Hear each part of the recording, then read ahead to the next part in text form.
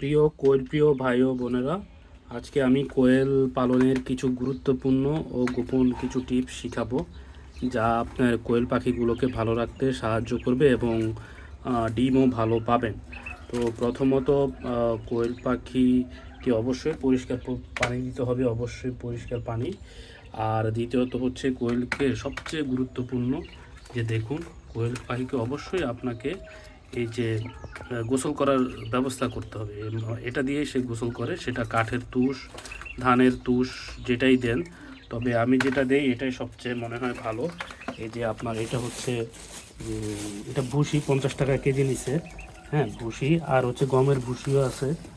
হ্যাঁ, গমের ভুসি আছে। এটা যখন এখানে দিবেন, এটা ওরা খাইতেও পারবে, আবার গোসলও করতে পারবে।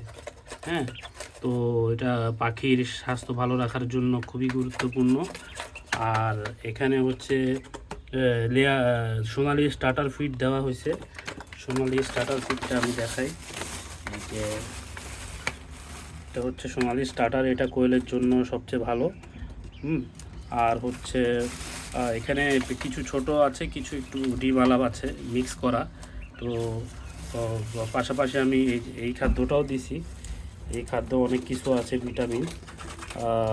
তো এটাও দিছি এই জায়গায়। তো পাখি সবসময় খাবার দিলে পাখি দ্রুত বড় হয় এবং দ্রুত ডিম দেয়। প্রতিদিন একটা করে পাবেন। তো এখানে মাঝে মাঝে এটা পরিষ্কার করতে হবে। আর অবশ্যই রোদ লাগবে, প্রচুর রোদ লাগবে।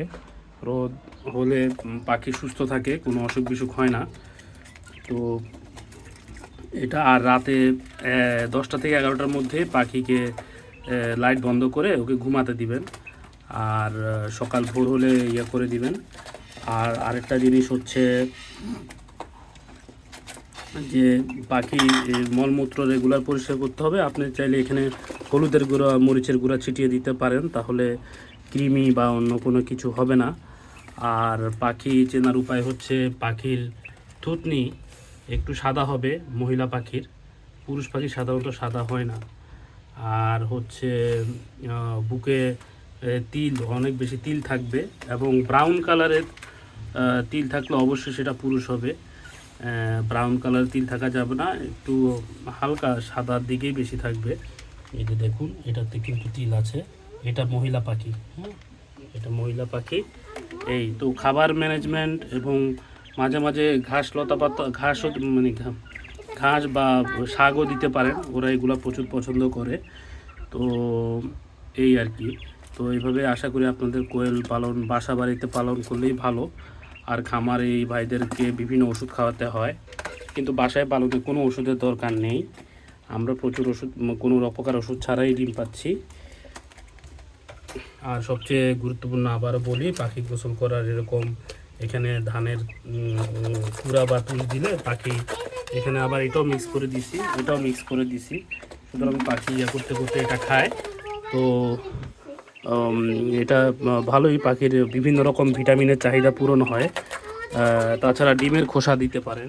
ডিমের খোসা গুঁড়া করে দিলে পাখির ক্যালসিয়াম ভালো থাকে। আশা করি এই ট্রিক্সগুলো জানলে আপনার পাখি অনেক ভালো থাকবে। এই কামনা করে বিদায় নিচ্ছি। আল্লাহ হাফিজ।